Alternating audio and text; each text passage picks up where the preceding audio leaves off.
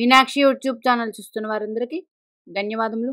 నమస్తే. చాలా వీడియోలు చేసి పెడుతూ ఉన్నాను. మరి నచ్చినట్లయితే లైక్ చేయండి, షేర్ చేయండి, సబ్స్క్రైబ్ చేయండి. జాతక విశ్లేషణ తీసుకుంటే ఉదాహరణ జాతకంలో ఒక జాతకం తీసుకున్నాం. ఈరోజు 1994 జనవరిలో పుట్టినవాడు. ఎవరిది ఏ రోజు అనేది చెప్పడం జరగదు. అయితే ఇది సింహలగ్న జాతకం. మరి ఈ వ్యక్తి ఏ దశలు యోగిస్తాయి, వీరు ఎలా ఉంటారు? సింహలగ్నం అంటే కాలపురుష కుండల చక్రానికి 5వ రాశి, లక్ష్మీ రాశి, అగ్నితత్వపు రాశి, ధర్మరాశి. అంటే సింహలగ్నంలో జన్మించిన వారికి ఇవన్నీ ఉంటాయి. మరి సింహలగ్నాధిపతి రవిగ్రహం దశ యోగిస్తుంది. మరి రవిగ్రహ స్థితి ఈ జన్మజాతక చక్రంలో మకర రాశిలో ఉన్నారు. మకర రాశి శని భగవానుడు రాశి, 10వ రాశి. కాలపురుష కుండల చక్రానికి 10వ రాశి అయ్యింది. మరి ఈ విధంగా చూసుకుంటే రవిగ్రహం దిగ్బలం పొందినట్టు. అయితే ఇది 6వ రాశిలో ఉన్నది ఈ జాతకానికి. లగ్నాధిపతి షష్ఠ స్థితి. మరి లగ్నాధిపతి ఎప్పుడు కూడా షష్ఠ అష్టమ వ్యయాల్లో ఉండకూడదు. ఉన్నట్లయితే కొంచెం ఎక్కువ కష్టపడాల్సి వస్తుంది. మరి చాలా వీడియోల్లో చెప్పాను, గురుపాలిత రాశులైతే గ్రహాలు, గురుపాలిత గ్రహాలైతే గురుపాలిత రాశుల్లో ఉంటే మంచి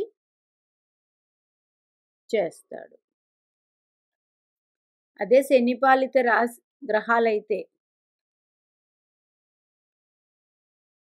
శనిపాలిత రాశుల్లో ఉండాలి. కానీ ఇలా ఉంటుందా? జరగదు. అతి తక్కువ మందికి ఉంటాయి. మరి అయితే ఈ రవిగ్రహం శ్రవణ నక్షత్రంలో ఉన్నారు. అంటే గురుపాలిత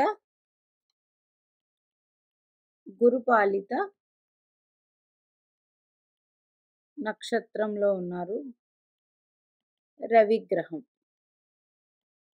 చంద్రుడు నక్షత్రం. మరి ఈ చంద్రుడు వ్యయాధిపతి అయ్యాడు. ఈ లగ్నానికి చంద్రుడు వ్యయాధిపతి అయ్యాడు. కాబట్టి చంద్రుడు వ్యయాధిపతి అవ్వి లగ్నాధిపతి రవి వ్యయాధిపతి నక్షత్రంలో ఉంటే ఇది విపరీత రాజయోగం. అంటే ఈ దశ వచ్చినప్పుడు వీళ్ళు ఉన్న ఊరికి దూరంగా వెళతారు. అంటే మనం ఉన్న రాష్ట్రానికి దూరంగా వెళ్ళవచ్చు, ఫారెన్ కంట్రీస్ కూడా వెళ్ళవచ్చు. అయితే ఇక్కడే మకర రాశిలో శని భగవానుడు ఉన్నాడు ఈయనకి. ఎవరికి? మకర రాశిలో శని భగవానుడు లేడు. మరి ఈ మకర రాశి అధిపతి శని భగవానుడు ఈ జాతకానికి కుంభరాశిలో స్థితి పొందారు. అంటే మకర రాశి నుంచి 2వ రాశి కుంభరాశిలో స్థితి పొందారు, ద్వితీయ స్థానంలో. అయితే అంటే సప్తమంలో స్థితి పొందారు. మరి సప్తమంలో దిగ్బలం పొందాడు. ఈ వీడియో నెమ్మదిగా వినండి, అర్థమవుతుంది. ఫస్ట్ లగ్నాధిపతి నుంచి మొదలు పెట్టాను. లగ్నాధిపతి షష్ఠ అష్టమ వ్యయాల్లో ఉంటే కొంచెం ఇబ్బందులు ఉంటాయి. ఆ ఇబ్బందులు ఉన్నప్పుడు ఎవరైనా సరే ఉన్న ఊరికి దూరంగా వెళ్ళినట్లయితే ఆ ఇబ్బంది అనేది అలా వెళ్ళడం వల్ల లగ్నాధిపతి మంచి ఫలితాలు అందిస్తాడు. కానీ ఇబ్బంది ఉంటుంది, కానీ అందిస్తాడు. అయితే ఇది లగ్నాధిపతి దశ వచ్చినప్పుడు చంద్ర నక్షత్రంలో ఉంది కాబట్టి ఈ దశ అంత యోగించదు వీరికి. ఎందుకు? చంద్రుడు వ్యయాధిపతి అయ్యాడు కాబట్టి యోగించదు.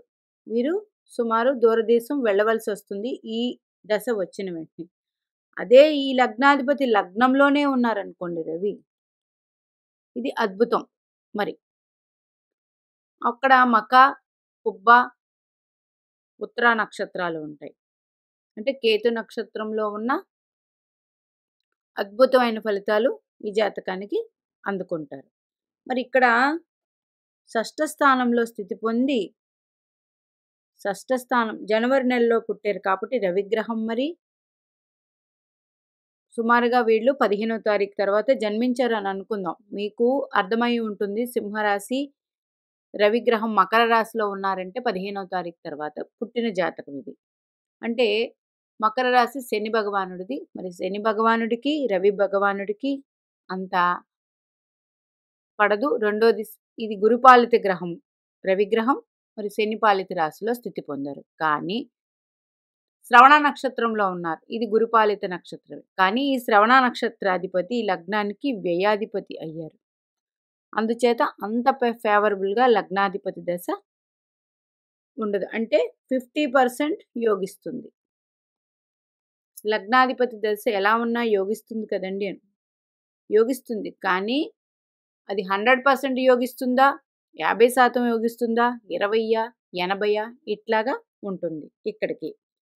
మరి ఈయన ఎన్ని డిగ్రీల్లో ఉన్నారు రవిగ్రహం? 14 డిగ్రీలు. అంటే మంచిదే. మరి ఇంకా ద్వితీయాధిపతి, ఈ లగ్నానికి ద్వితీయాధిపతి బుధుడు. ఈ లగ్నానికి ద్వితీయాధిపతి బుధుడు. తర్వాత లాభాధిపతి కూడా బుధుడే. అంటే బుధుడు యోగిస్తాడు వీళ్ళకి.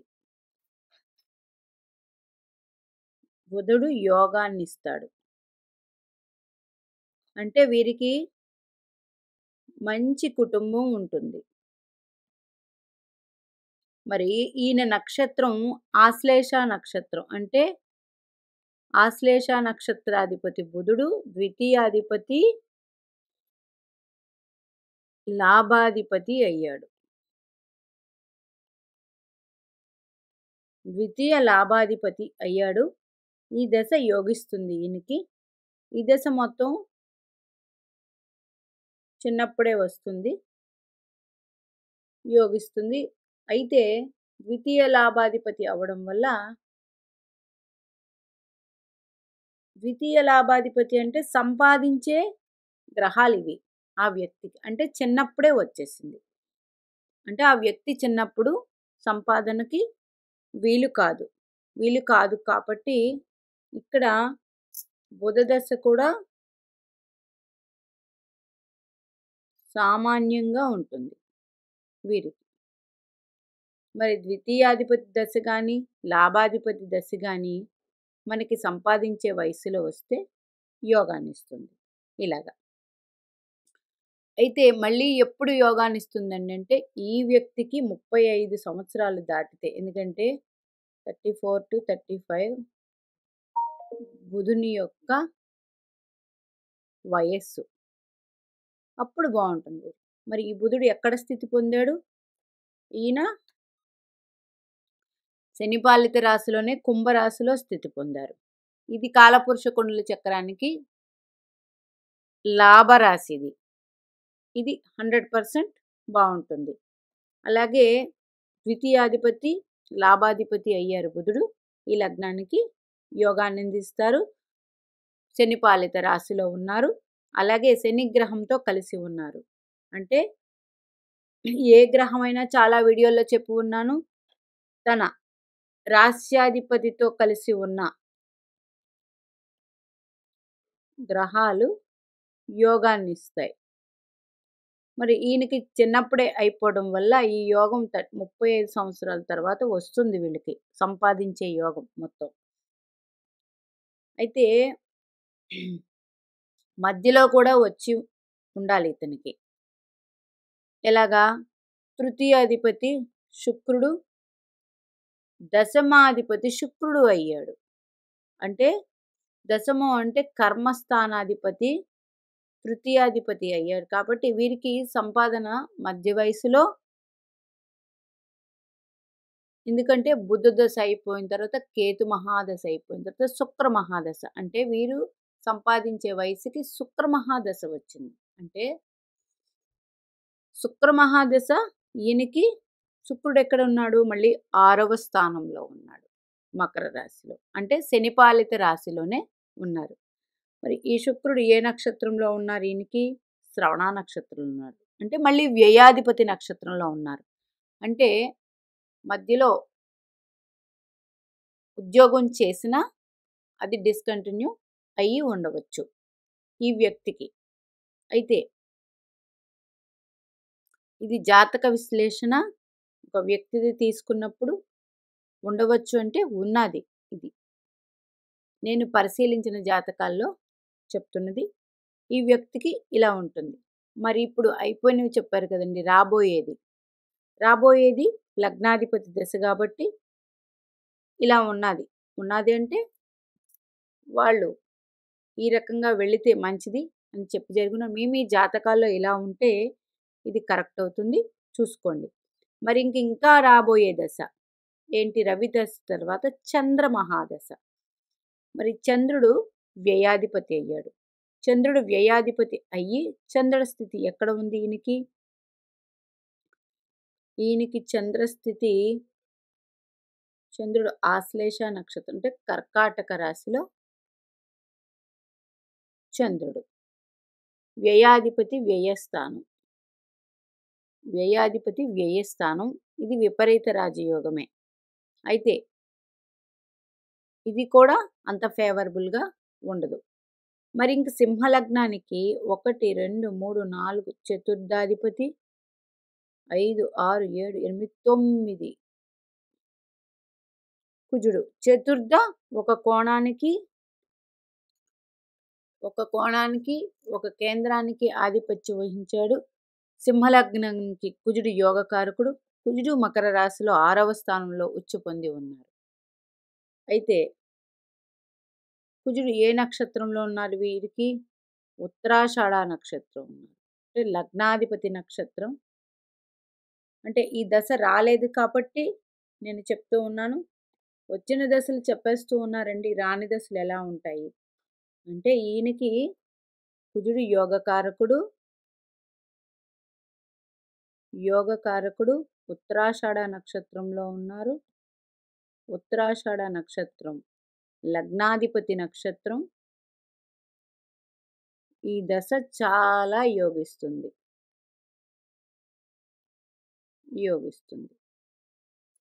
ఈ దశ అద్భుతంగా యోగిస్తుంది. ధనం సంపాదిస్తారు. అంటే కుజ మహాదశ రావాలి వీరు బాగా సంపాదించాలంటే. అయితే ఈయనకి భాగ్యాధిపతి అవ్వడం వల్ల భాగ్యానికి తండ్రి అని చెప్తాం. ఈయన తండ్రి గారు బాగా సంపాదిస్తారు. అయితే షష్ఠ స్థానంలో ఉన్నారు కాబట్టి కష్టపడి తమంతట తామే తండ్రి గారు పైకి వస్తారు. ఇట్లా ఉంటుంది జాతకాలు. ఏ దశలు యోగిస్తాయండి, ఏ దశలు యోగించు అన్నప్పుడు ఇదే ఉంటుంది. మరి తర్వాత దశ ఈయనకి కుజ దశ తర్వాత రాహు దశ వస్తుంది. యోగిస్తుందా? రాహువు వృశ్చిక రాశిలో యోగించడు. ఎందుకు? జలరాశి. చతుర్థ స్థానంలో ఉన్నాడు. మరి చతుర్థ స్థానంలో పాపగ్రహాల స్థితి మంచిదే. మరి రాహు ఏ నక్షత్రంలో స్థితి పొందారు? శని భగవానుడు నక్షత్రంలో, అనురాధ నక్షత్రం. అనురాధ నక్షత్రం 17వ నక్షత్రం. అనురాధ పుష్యమి 8 అయితే అనురాధ 17వ నక్షత్రం. శని భగవానుడి నక్షత్రాలన్నీ 8 సంఖ్యతోనే ఉంటాయి. మీరు గమనించండి. పుష్యమి 8వ నక్షత్రం, అనురాధ 17వ నక్షత్రం, మరి ఉత్తరాభాద్ర 26వ నక్షత్రం. మళ్ళీ 8 వస్తుంది. 8 సంఖ్య అంటే అష్టమ సంఖ్యకి ఆధిపత్యం వహించారు. ఈయనకి అష్టమ రాశి ఏమైంది? మీనరాశి అయ్యింది. ఈ అనురాధ నక్షత్రాధిపతి శని భగవానుడు ఎక్కడ స్థితి పొందారు? కుంభరాశిలో స్థితి పొందారు ఈయన. మరి ఈ లగ్నానికి శని భగవానుడు షష్టానికి సప్తమానికి కారకుడు కాబట్టి అంత ఫేవరబుల్గా ఉండదు. కాకపోతే శని భగవానుడు దిగ్బలం పొందారు. రాహువు ఏ రాశిలో ఉంటాడో ఆ రాశ్యాధిపతిని అనుసరించి ఆ భావకారకుడిని అనుసరించి ఎన్ని ఫలితాలు ఉంటాయి అంటే రాహు మహాదశ శని భగవానుడి వల్ల ఫేవరబుల్గా ఉండాలి తప్ప శని ఒక్క కారణం దిగ్బలం చెందినందువల్ల కారణం వల్ల ఆయనకి యోగించాలి తప్ప రాహుగ్రహం యోగ ఉండదు ఈయనకి. మరి సింహలగ్నానికి గురుడు యోగకారకుడు అవుతాడు. చూడండి, సింహలగ్నానికి గురుడు 1 2 3 4 5 6 7 8 అష్టమాధిపతి అయినా పంచమాధిపతి అయ్యాడు ఫస్ట్. ఇక్కడ ఈయనకి గురుడు ఎక్కడున్నారు? తృతీయంలో ఉన్నారు, తులారాశి. మరి గురుడికి తులారాశి శనిపాలిత రాశి అంత ఫేవరబుల్గా ఉండదు. కానీ ఆయన డైరెక్ట్గా భాగ్యాధికారకుడైన గురుడు భాగ్యస్థానాన్ని చూస్తూ ఉండడం వల్ల ఈయన తండ్రి గారికి బాగుంటుంది, ఈయనకి గురు మహాదశ యోగిస్తుంది. గురుడు ఏ నక్షత్రంలో ఉన్నాడు? స్వాతి నక్షత్రంలో ఉన్నాడు, రాహు నక్షత్రం.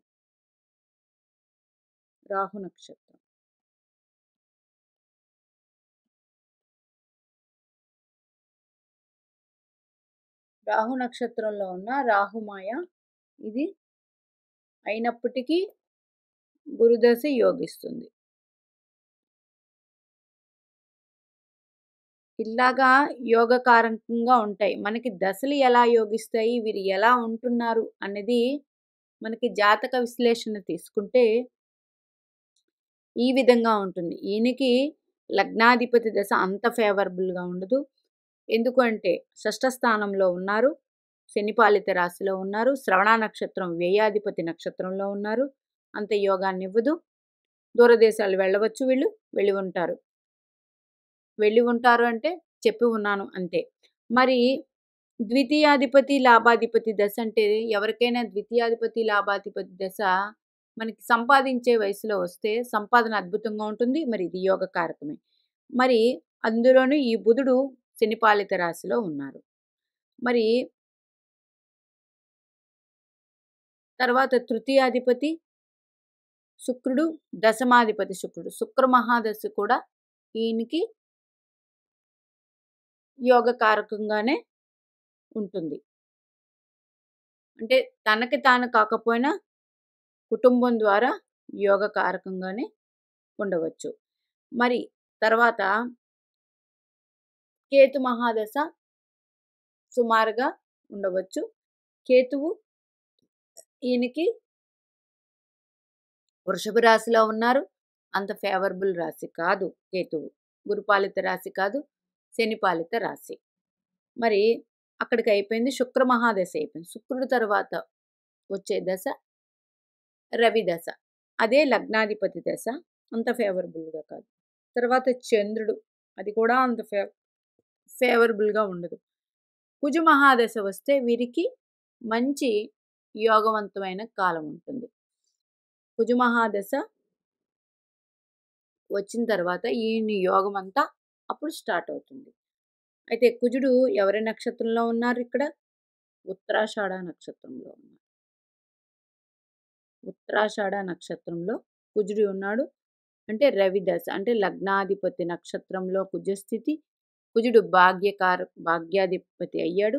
భాగ్యాన్ని గురుడు చూస్తూ ఉన్నాడు. అందుకని కుజమహాదశ ఈయనకి మంచిగా యోగిస్తుంది.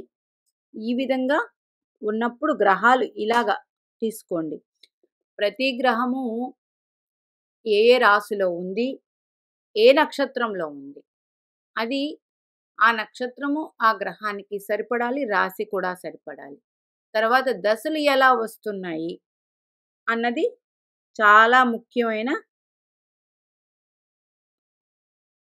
జ్యోతిష శాస్త్రానికి మొత్తం వింశోత్తరి మహాదశలే మనం చూడవలసింది. ఎందుకంటే ఏదైనా పని మనం చేస్తూ ఉన్నప్పుడు ఆ పని చేయాలంటే సవ్యంగా మనకన్నీ సమకూరాలంటే మనకి ఒక సిస్టమేటిక్‌గా చేసుకోవాలి, సమకూరాలి, అన్నీ యోగించాలి, అనుభవం మనం ఆనందంగా అనుభవించాలంటే మనం చేసే ప్రతి పని సిస్టమేటిక్‌గా ఉండాలి. మరి అలా ఉన్నప్పుడే ఆ పని సక్సెస్ అవుతుంది. అలాగే దశలు కూడా యోగించాలంటే మనం జన్మ నక్షత్రం ఆధారంగా మనకి దశలు వస్తాయి కాబట్టి ఆ దశాధిపతులు జన్మలగ్నానికి యోగ కారకులా కాదా? యోగ కారకులైతే యోగిస్తాయి. యోగ కారకమైనప్పుడు ఆ గ్రహం కూడా స్థితి పొందిన రాస్యాధిపతి, నక్షత్రాధిపతి కూడా యోగాన్ని ఇవ్వాలంటే వీటిలన్నిటికీ కనెక్షన్ చేసి చూసుకోవాలి. ఈయనకి ఒక గురుడు ఇక్కడ ఈ లగ్నానికి గురుడు పంచమకారకుడు కాబట్టి పంచమాధిపతి గురుడు సింహలగ్నానికి యోగకారకుడు. రవి గురులు గురుపాలిత గ్రహాలు. ఈ గురుడు కుజక్షేత్రం అనే భాగ్యాన్ని చూస్తున్నాడు కాబట్టి వీరికి తండ్రి ద్వారా చాలా అనుకూలమైన పరిస్థితులు ఎక్కువగా ఉంటే తండ్రి ద్వారా వీరు పైకి వస్తారు. ఇన్ని విధాలుగా ఉంటుంది ఈ జాతకం. చెప్పాను. మరి గ్రహాలు రాశి చక్రంలో ఎలా ఉన్నాయి, దానికన్నా నవాంశలో కూడా ఒకసారి ఎలా ఉన్నాయని పరిశీలిస్తే ఇక్కడ గురుడు భాగ్యకారకుడై గురుడు ఈ రాశికి మీనరాశిలో ఉన్నారు. నవాంశలో మిథున లగ్నమయ్యింది. నవాంశలో మిథున లగ్నమయ్యి రాహువు సింహరాశిలో ఉన్నారు. నవాంశకు వచ్చేటప్పటికి అంటే లగ్నాధిపతి రాశిలో రాహు ఉన్నారు. తర్వాత అంటే రాహు దశ కూడా మంచిగానే ఉంటుంది. లగ్నాధిపతి రాశిలో ఉన్నారు కాబట్టి. తర్వాత కుజుడు కుంభరాశిలో ఉన్నారు. ఇందులో వచ్చేటప్పటికి అంటే అక్కడ కుజుడు మకర రాశిలో ఉంటే కుంభరాశిలోకి మారారు కుజుడు ఇక్కడ. అంటే ఈ లగ్నానికి నవాంశలో లాభాధిపతి అయ్యారు. నవాంశలో లాభాధిపతి కుజుడయ్యారు. తర్వాత గురుడు యోగిస్తాడని చెప్పాను కదా, గురుడు స్వక్షేత్రం ఈయనకి. లగ్నం ఉంటే 12 దశమం గురుడు స్వక్షేత్రం యోగిస్తాడు. అలాగే చంద్రుడు కూడా యోగాన్ని ఇవ్వడం అని చెప్పుకున్నాను. కానీ చంద్రుడు వ్యయాధిపతి.